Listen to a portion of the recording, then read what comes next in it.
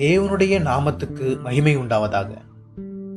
இன்றைய கிருபையின் வார்த்தை சங்கீதம் 56வது அதிகாரம் 8வது வசனம்.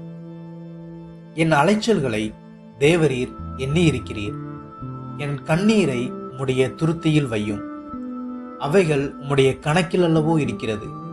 விளக்கம்: மனிதர்கள்தான் என்னை புரிந்து கொள்ளவில்லை என்றால் தேவனும் கூட என்னை விசாரிக்கவில்லை, அவரும் என் சூழ்நிலையை புரிந்து கொள்ளவில்லையே என்று எப்போதாவது உங்களுக்கு தோன்றியிருக்கிறதா?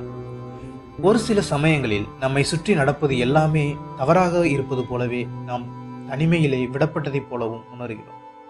நாம் தனிமையில் உட்கார்ந்து கண்களில் கண்ணீர் வற்றி போகும் அளவு கண்ணீர் சிந்துகிறோம். தேவன் இந்த கண்ணீர் துளிகளை பார்க்கிறாரா இல்லையா என்று நம்மை நாமே கேள்வி கேட்டுக்கொள்கிறோம்.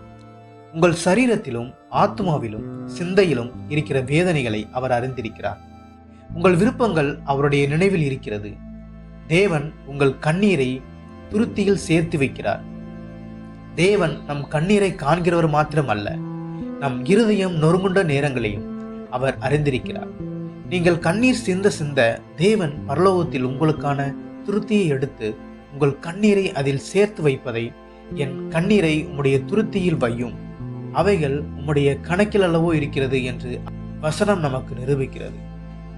தேவன் நம்மை அறிந்திருக்கிறார் என்பதும் நம்முடைய கண்ணீரை காண்கிறார் என்பதும் எத்தனை பெரிய ஒரு மகிழ்ச்சியை நமக்கு கொடுக்கிறது.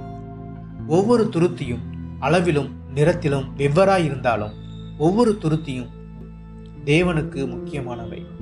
அடுத்த முறை நீங்கள் கண்ணீர் சிந்தும் போது இந்த கண்ணீரின் பாதையெல்லாம் உங்களை தேவனிடமாய் கிட்டிச் சேர செய்கிறது என்பதை மறவாதீர்கள். என் கண்ணீர் அவர் துருத்தியில், அவர் கணக்கில், நான் வெட்கப்பட்டு போவதில்லை. இந்த கிருபையின் வார்த்தையோடு இந்த நாள் தங்களுக்கு இனிமையான நாளாக அமையட்டும்.